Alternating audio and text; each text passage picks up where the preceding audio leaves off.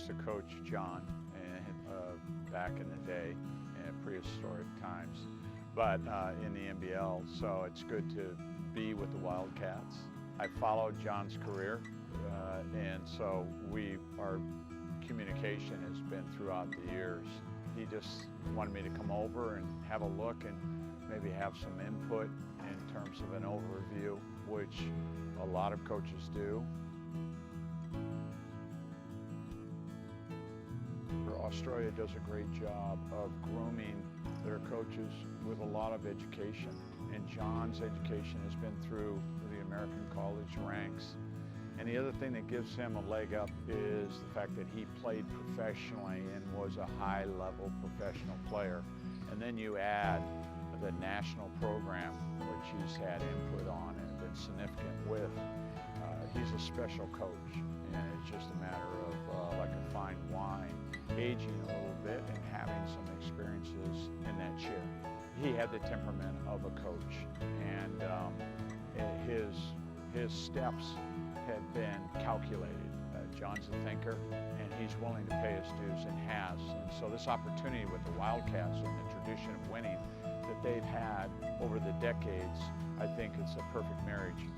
People that have been around Jesse know that there's no one smarter, and so the way he was raised was special.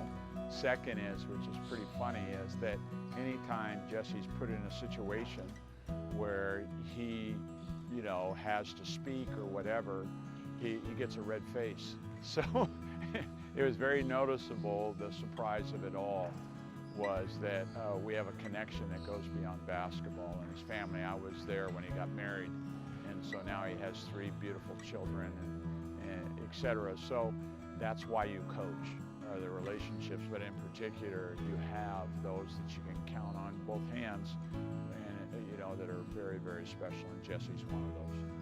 We knew when we had him at Metro State, he was special because he was diverse, and also as he had the will, and he had the moxie. So, yeah, I'm not surprised that he's still here at 37, but to win 6 championships is indelible. So when people 50 years from now look at the record book, Jesse's name will be there, and he's done that for his family name. So, and then to be a part of his life, albeit short, I couldn't be prouder of him. So it's awesome, and it's a celebration. That's all it is. So we'll celebrate anything that he can do because I know it. He's elite.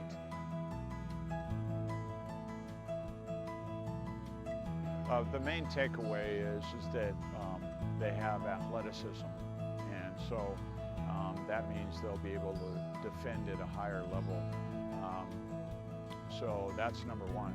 2 is they have the ability to score, but the big improvement is going to come from the defensive end. So, being able to do that wins championships, but because they have so many new players, the patience will be in the first third of the season, where there'll be some things that are just growth related. But once they get done with the teething, they have, you knock on wood on the injury factor, but they have a chance to be very special. I like their content a lot, and that starts with Bryce Cotton. He's special, and then he's your quarterback, and so he controls everything, and to know that he is at the top, when you have that in your pocket, you'll do well. And what's next for yourself after this week? Do you know what the future holds for yourself? No, I don't. It's, for me, it's a lot of speaking in the fall, whether it's in Singapore or coming back to Australia or Colorado, but a lot of speaking and a couple consulting 3-day jobs like I'm doing here, and just let things settle and be helpful and give your information away is the last phase for me, and I'm in that as an older coach, and I look forward to it because I don't have any pressure on me, so it's fantastic to have the freedom.